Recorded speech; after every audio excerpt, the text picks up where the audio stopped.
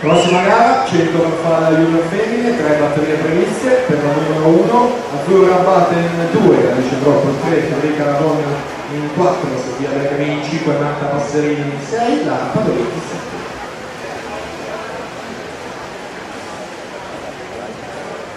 Lorenzo Menegaldo corsia 4, miglior tempo di iscrizione per lui, 26,87 il suo passaggio, virtualmente al comando dopo le prime 2 vasche di gara, miglior passaggio assoluto fin qui per Menegaldo, classe 2001, via Busato 27,71.